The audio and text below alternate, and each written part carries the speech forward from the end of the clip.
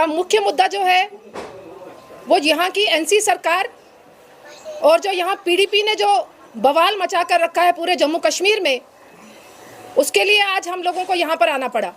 सबसे पहले तो मैं आप सभी मीडिया के भाइयों का और जितनी मेरी बेटियाँ यहाँ पर मीडिया की है सबका धन्यवाद करना चाहूँगी और सबको मेरी तरफ से नमस्कार।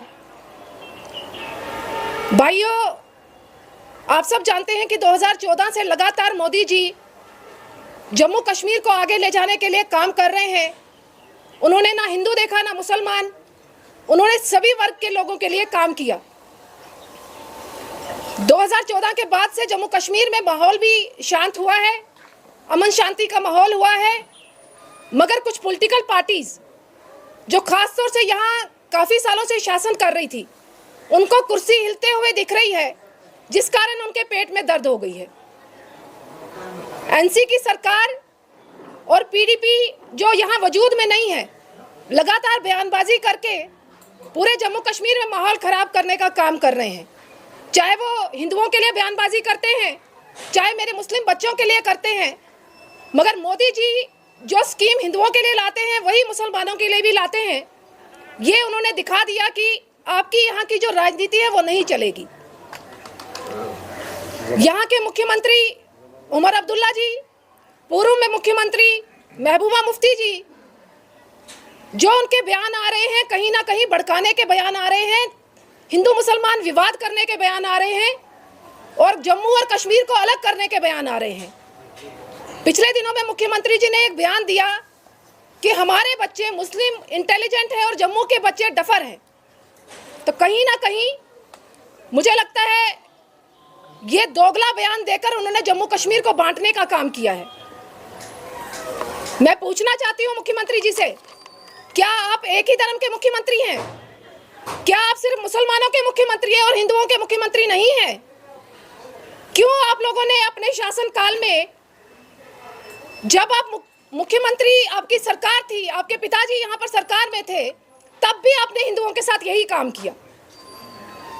मुझे लगता है कि कोई भी व्यक्ति नहीं भूला है वो दिन जब आपकी सरकार में यहाँ कश्मीरी पंडितों का पलायन हुआ, जब आपकी सरकार में आप लोग तमाशा देख रहे थे और कश्मीरी पंडित देश के अलग अलग कोने में तबाही की कगार पर खड़ा हो गया।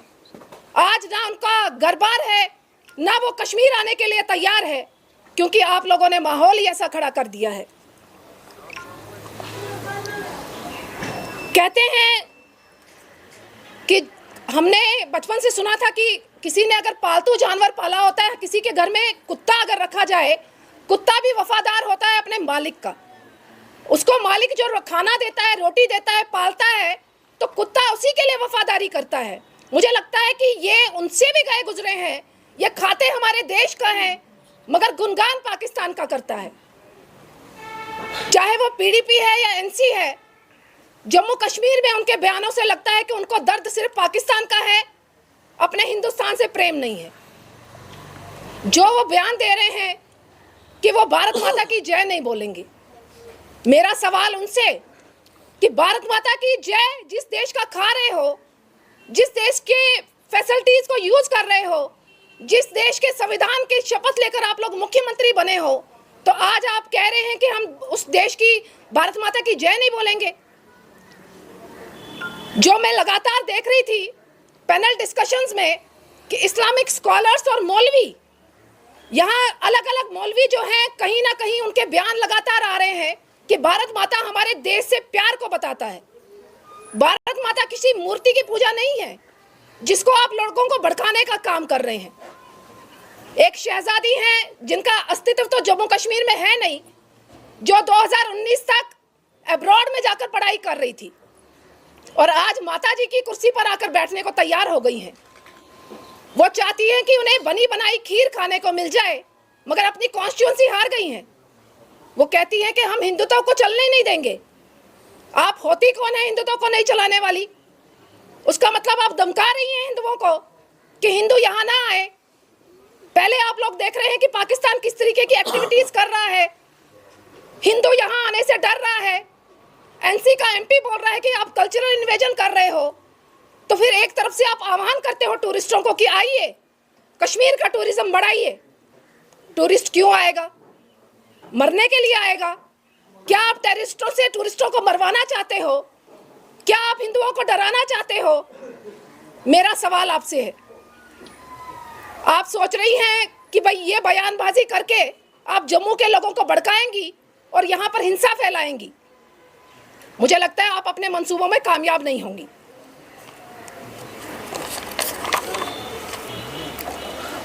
सबसे पहले तो उनको समझना पड़ेगा हिंदुत्व है क्या। मतलब अगर मैं कहती हूं कि मैं हिंदू हूं, उसका मतलब क्या मैं हिंदुस्तानी नहीं हूं? अगर आप मुसलमान हैं तो क्या आप हिंदुस्तानी नहीं हैं? हिंदुत्व का मतलब अपने देश से प्यार करना है। हिंदुत्व का मतलब अपने देश की हर वस्तु से प्यार करना है। हिंदुत्व आपने क्या समझा? जो तिलकदारी होता है तो वो हिंदुत्व हो गया? क्या इस्लामिक हिंदुस्तानी नहीं है? क्यों आप लोगों ने मुसलमानों को कट्टरवादी शो कर दिया है? क्यों हर देश के कोने में मुसलमानों को शक की नजर से देखा जा रहा है? क्यों कश्मीर के कुछ कट्टरवादियों के कारण जम्मू भी भुगत रहा है? आज की डेट में जम्मू का भी अगर कोई व्यक्ति बाहर की स्टेट में जा रहा है तो उसको भी शक की निगाह से देखा जाता है, उसकी आईडी चेक की जाती है। उनको लगता है कि जम्मू और कश्मीर एक है। उनको लगता है कि कश्मीर के कट्टरवादी लोगों के साथ साथ जम्मू के लोग भी कट्टरवादी हैं। क्यों ऐसी इमेज जम्मू कश्मीर की बना रहे हो? एक तरफ आप बयान देती हैं कि शॉल वालों को मारा जा रहा है, दूसरी तरफ आप कह रही हैं कि हिंदुत्व को हम चलने नहीं देंगे। जब आप ऐसा बयान देती हैं, कहीं ना कहीं उसका नुकसान उन काम करने वालों लोगों को होता है जो अलग अलग प्रदेशों में अपना शॉल बेच रहे हैं, जो बिजनेस कर रहे हैं। आप तो अपनी आराम की जिंदगी जीकर आई हैं अब्रॉड से। मुझे मुख्यमंत्री जी से सवाल करना है, आप घूमने के लिए बाहर चले जाते हैं, यहाँ पर हिंदू मुसलमान का विवाद चल रहा है, आपका एक भी टिप्पणी नहीं आ रही। आपने क्यों नहीं खंडन किया ऐसे बयानबाजी का कि ये हिंदुत्व बयान हम एक्सेप्ट नहीं करेंगे? क्यों आप चुप्पी साध लेते हैं हिंदुओं के नाम पर? भाजपा लगातार काम कर रही है जम्मू कश्मीर को कैसे आगे बढ़ाया जाए। मेरे भाजपा के कार्यकर्ता कश्मीर में इतने रिस्क में, मेरे प्रवक्ता जो हैं वो यहाँ पर काम कर रहे हैं, लगातार प्रेस कॉन्फ्रेंस कर रहे हैं ताकि लोग जागरूक हों। लोगों को समझना पड़ेगा, कश्मीर के मुसलमानों को समझना पड़ेगा कि आप सिर्फ मुसलमान नहीं हैं, आप मुसलमान के साथ साथ हिंदुस्तानी भी हैं। अगर पाकिस्तान के लोगों को उनके देश के खिलाफ कुछ बोला जाता है तो वो देश की फेवर में खड़े हो जाते हैं। क्यों आप लोग खड़े नहीं होते? क्यों आप इन पॉलिटिकल पार्टीज के इतने सरेंडर कर चुके हो कि इन पॉलिटिकल पार्टीज को ही खड़ा करते जा रहे हो? पीडीपी की बिटिया आज दावेदार हो गई है कॉन्स्टिट्यूएंसी में, क्यों आप में से कोई कार्यकर्ता खड़ा नहीं हो रहा पीडीपी या एनसी की तरफ से? ये सिर्फ शहजादी का ही हक है कि चांदी का चम्मच लेकर वो पैदा हुई और वही यहाँ पर कॉन्स्टिट्यूएंसी की एमएलए बन सकती है, आप क्यों नहीं? मैं इतना जरूर कहूंगी कि भाजपा में आम कार्यकर्ता को मौका मिलता है, मगर यहाँ की रीजनल पार्टीज ने जम्मू कश्मीर की छवि को खराब कर दिया है।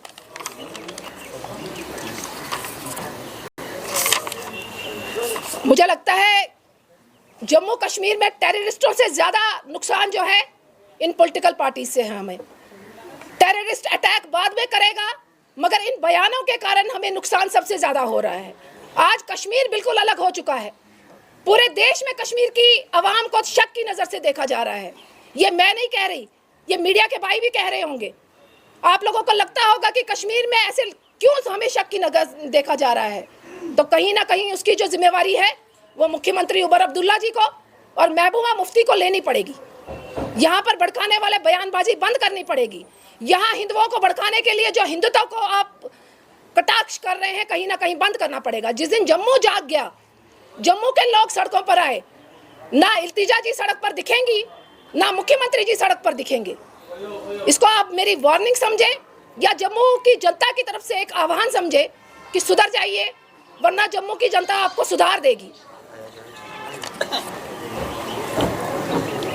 कश्मीर की जनता मुसलमान बनकर क्यों अपने आप को टिप्पणी के दायरे में खड़ा कर रही है?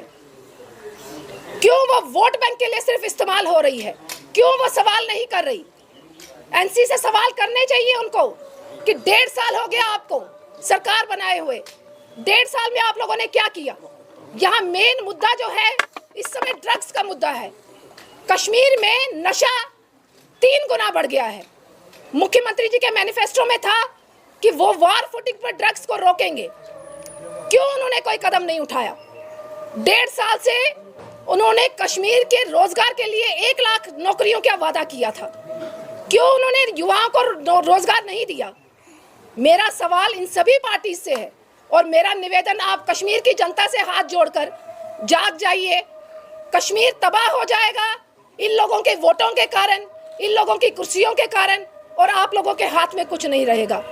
मैं यहाँ से यहाँ के डीजी को, अपने होम मिनिस्टर सर को और भारत सरकार से निवेदन करना चाहूँगी, यहाँ जो भी एंटी नेशनल एक्टिविटीज़ हो रही हैं या बयानबाजी हो रही है इन पॉलिटिकल पार्टीज़ के द्वारा, इन पे कड़ी से कड़ी कार्रवाई हो, इनके खिलाफ FIR दर्ज हो और इनको सलाखों के पीछे रखा जाए, ताकि लोगों को एक मैसेज जाए कि ऐसी बयानबाजी करके हम हिंदू मुसलमान विवाद खड़ा नहीं कर सकते।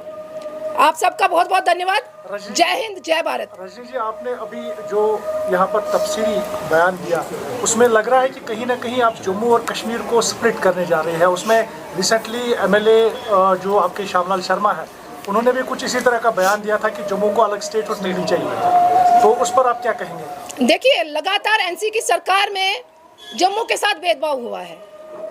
ये मैं नहीं कह रही, ये जम्मू की जनता कह रही है, ये भाजपा नहीं कह रही, ये आम आवाम कह रही है। अभी सरकार बनने के बाद भी वो सिर्फ मुसलमानों की बात कर रहे हैं, जम्मू की जनता की बात नहीं कर रहे।